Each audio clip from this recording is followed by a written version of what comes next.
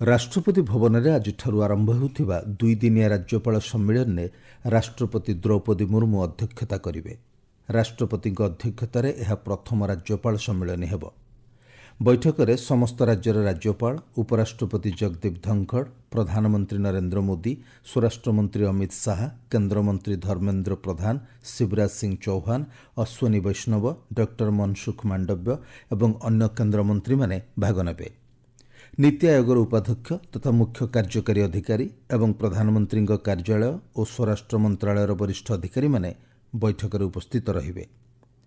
ସମ୍ମିଳନୀରେ 3ଟି ନୂଆ ଫୌଜଦାରୀ ଆଇନର କାର୍ଯ୍ୟାନ୍ୱୟନ, ଉଚ୍ଚଶିକ୍ଷାର ସଂସ୍କାର ଏବଂ ବିଶ୍ୱବିଦ୍ୟାଳୟଗୁଡ଼ିକରେ ଶିକ୍ଷା ବିକାଶ ସମ୍ପର୍କିତ ବିଷୟ ଉପରେ ଆଲୋଚନା ହେବାର କାର୍ଯ୍ୟକ୍ରମ ରହିଛି।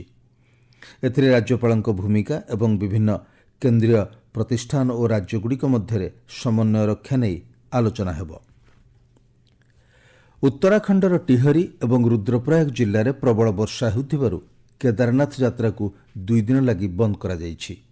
ଉତ୍ତରାଖଣ୍ଡ ପୋଲିସ ମହାନିର୍ଦ୍ଦେଶକ ଅଭିନବ କୁମାର କହିଛନ୍ତି, ଗତକାଲି ସକାଳେ ପ୍ରବଳ ବର୍ଷା ଯୋଗୁଁ ପାଖାପାଖି 1000 ତୀର୍ଥଯାତ୍ରୀ ଅସୁବିଧାର ସମ୍ମୁଖୀନ ହୋଇଛନ୍ତି। କେଦାରନାଥକୁ ଯାଉଥିବା ରାସ୍ତାରେ 800 ଜଣ ଯାତ୍ରୀ ବିଭିନ୍ନ ସ୍ଥାନରେ ଅଟକି ରହିଛନ୍ତି।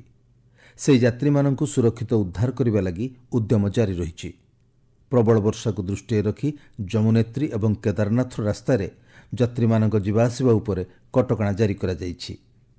ରାଜ୍ୟ ସରକାର ଅଟକି ରହିଥିବା ଯାତ୍ରୀମାନଙ୍କୁ ଉଦ୍ଧାର କରିବା ଲାଗି ବାୟୁସେନା ଏବଂ ଘରୋଇ ହେଲିକପ୍ଟରଗୁଡ଼ିକୁ ନିୟୋଜିତ କରିଛନ୍ତି। ଉଦ୍ଧାର କାର୍ଯ୍ୟ ପାଇଁ ରାଜ୍ୟ ଏବଂ କେନ୍ଦ୍ରୀୟ ସୁରକ୍ଷା ବଳ ସମେତ ଏନ୍ଡିଆର୍ଏଫ୍ର 12ଟି ଏବଂ ଏସ୍ଡିଆର୍ଏଫ୍ର 60ଟି ଟିମ୍କୁ ନିୟୋଜିତ କରାଯାଇଛି। ଇତିମଧ୍ୟରେ ବାୟୁସେନାର ଚିନୁକ୍ ଏବଂ MI-17 ହେଲିକପ୍ଟରକୁ ଉଦ୍ଧାର କାର୍ଯ୍ୟରେ ଲଗାଯାଇଛି। ପାଣିପାଗ ବିଭାଗ ପକ୍ଷରୁ ଆସନ୍ତା 48 ଘଣ୍ଟା ପର୍ଯ୍ୟନ୍ତ ପ୍ରବଳ ବର୍ଷା ନେଇ ଚେତାବନୀ ଜାରି କରାଯାଇଥିବାରୁ ପୋଲିସ, ଏନ୍ଡିଆର୍ଏଫ୍, ଏସ୍ଡିଆର୍ଏଫ୍ ଏବଂ ସ୍ଥାନୀୟ ପ୍ରଶାସନକୁ ସତର୍କ କରିଦିଆଯାଇଛି। ମୁଖ୍ୟମନ୍ତ୍ରୀ ପୁଷ୍କର ସିଂ ଧାମୀ ପରିସ୍ଥିତିର ସମୀକ୍ଷା କରିଛନ୍ତି ଏବଂ ପ୍ରଭାବିତ ଲୋକମାନଙ୍କୁ ସାକ୍ଷାତ କରିଛନ୍ତି। ଏପର୍ଯ୍ୟନ୍ତ ଉତ୍ତରାଖଣ୍ଡର ବିଭିନ୍ନ ଜିଲ୍ଲାରେ ବର୍ଷା ଏବଂ ଭୂସ୍ଖଳନ ଯୋଗୁଁ 11 ଜଣଙ୍କ ମୃତ୍ୟୁ ହୋଇଥିବା ବେଳେ 8 ଜଣ ଗୁରୁତର ଆହତ ହୋଇଛନ୍ତି। ଅନ୍ୟପକ୍ଷରେ ଆଜି ସକାଳୁ ଅମରନାଥ ଗୁମ୍ଫା ଦର୍ଶନ ନିମନ୍ତେ 1221 ଜଣ ତୀର୍ଥଯାତ୍ରୀ ଜମ୍ମୁର ଭଗବତୀ ନଗର ମୂଳ କ୍ୟାମ୍ପରୁ 54ଟି ଦଳରେ କାଶ୍ମୀର ଘାଟି ଅଭିମୁଖେ ଯାତ୍ରା ଆରମ୍ଭ କରିଛନ୍ତି। ପ୍ରଧାନମନ୍ତ୍ରୀ ନରେନ୍ଦ୍ର ମୋଦି ଜାପାନର ପ୍ରତିନିଧି ସଭାର ଅଧ୍ୟକ୍ଷ ନୁକାବା ଫୁକୁସିରୋ ଏବଂ ସେଠାକାର ସଂସଦୀୟ ପ୍ରତିନିଧି ମଣ୍ଡଳର ଅନ୍ୟ କେତେକ ସଦସ୍ୟଙ୍କ ସହ ସାକ୍ଷାତ ଆଲୋଚନା କରିଛନ୍ତି। ବୈଠକରେ ପ୍ରଧାନମନ୍ତ୍ରୀ ଭାରତର ପୁଞ୍ଜିନିବେଶ ନିମନ୍ତେ ଅନୁକୂଳ ପରିବେଶ ରହିଥିବା କହିଛନ୍ତି। ପ୍ରଧାନମନ୍ତ୍ରୀ ଜାପାନରୁ ଆସିଥିବା ପ୍ରତିନିଧି ମଣ୍ଡଳୀଙ୍କୁ ଭାରତରେ ବ୍ୟବସାୟ ଆରମ୍ଭ କରିବା ଲାଗି ସମସ୍ତ ସୁବିଧା ଯୋଗାଇ ଦିଆଯିବ ବୋଲି କହିଛନ୍ତି। ପ୍ରଧାନମନ୍ତ୍ରୀ ବୈଠକରେ ଭାରତ ଜାପାନ ସମ୍ପର୍କ ଦୃଢ଼ କରିବା ଉପରେ ଗୁରୁତ୍ୱ ଆରୋପ କରିଛନ୍ତି। ଜାପାନର ଶ୍ରୀ ନୁକାଗା ଭାରତ ଏବଂ ଜାପାନ ବ୍ୟବସାୟ କ୍ଷେତ୍ରରେ ଆଗାମୀ ପିଢ଼ିକୁ ବିଭିନ୍ନ କ୍ଷେତ୍ରରେ ଅଗ୍ରାଧିକାର ଦେବା ବିଷୟ ପ୍ରସ୍ତାବ ଦେଇଛନ୍ତି।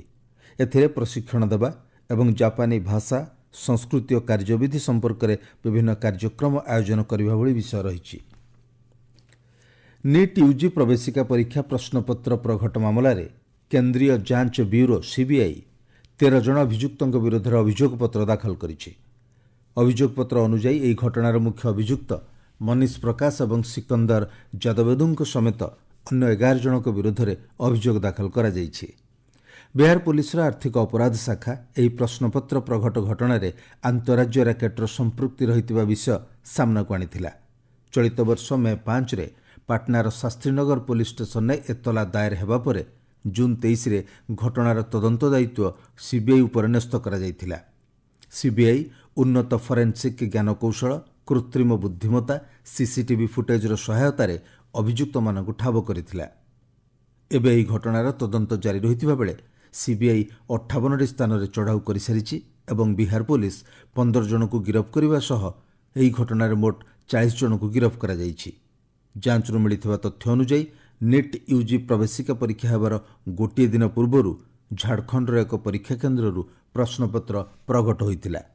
କେରଳର ୱାୟନାଡରେ ହୋଇଥିବା ଭୀଷଣ ଭୂସ୍ଖଳନରେ ମୃତକଙ୍କ ସଂଖ୍ୟା 274କୁ ବୃଦ୍ଧି ପାଇଛି।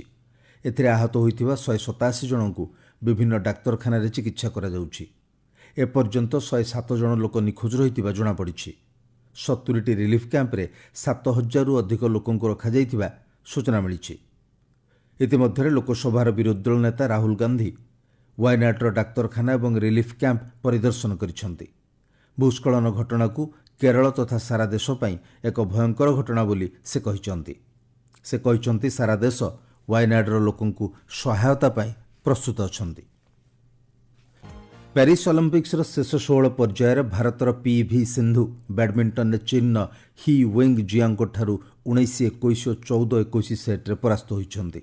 ଦୁଇଥର ଅଲିମ୍ପିକ୍ ବିଜେତା ପିଭି ସିନ୍ଧୁ ଟୋକିଓ ଅଲିମ୍ପିକ୍ସରେ ୱିଙ୍ଗ ଜିଆଓଙ୍କୁ ପରାସ୍ତ କରି ବ୍ରୋଞ୍ଜ ପଦକ ଜିତିଥିବା ବେଳେ ଗତକାଲି ତାଙ୍କଠାରୁ ପରାସ୍ତ ହୋଇଛନ୍ତି। ଇତିମଧ୍ୟରେ ଭାରତୀୟ ବ୍ୟାଡମିଣ୍ଟନ ଖେଳାଳି ଲକ୍ଷ୍ୟ ସେନ୍ ପୁରୁଷ ଏକକ ପର୍ଯ୍ୟାୟରେ ଏଚ୍ଏସ୍ ପ୍ରଣୟଙ୍କୁ 21-12, 21-6 ସେଟ୍ରେ ପରାସ୍ତ କରି ପ୍ୟାରିସ୍ ଅଲିମ୍ପିକ୍ସର କ୍ୱାର୍ଟର ଫାଇନାଲ୍କୁ ଉନ୍ନୀତ ହୋଇଛନ୍ତି। ଅନ୍ୟପକ୍ଷରେ ଭାରତର ସାତ୍ୱିକ ସାଇରାଜ, ରାଙ୍କି ରେଡ୍ଡି ଏବଂ ଚିରାଗ ସେଟ୍ଟିଙ୍କ ଯୋଡ଼ି ମାଲେସିଆର ଆରୋନଚିଆ ଏବଂ ସୋହ ୱି ଇଙ୍କ ଯୋଡ଼ିଠାରୁ ପରାସ୍ତ ହୋଇଛନ୍ତି। ଭାରତୀୟ ଯୋଡ଼ି ପ୍ରଥମ ପର୍ଯ୍ୟାୟରେ 21-13 ସେଟ୍ରେ ଜିତିଥିବା ବେଳେ ଦ୍ୱିତୀୟ ପର୍ଯ୍ୟାୟରେ 14-21 ସେଟ୍ରେ ପରାସ୍ତ ହୋଇଥିଲେ।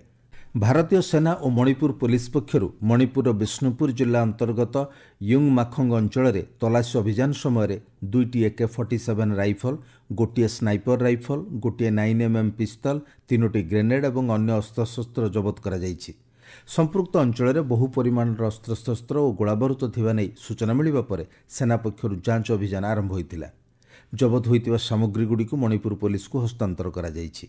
ସୂଚନା ଅନୁଯାୟୀ ଗତ ଜୁଲାଇ 17ରେ ଇମ୍ଫାଲର ପୂର୍ବୋତ୍ତର ଜିଲ୍ଲାଗୁଡ଼ିକରେ ଯାଞ୍ଚ ସମୟରେ ବହୁ ପରିମାଣର ଅସ୍ତ୍ରଶସ୍ତ୍ର ଓ ଗୋଳାବାରୁଦ ଜବତ ହୋଇଥିଲା।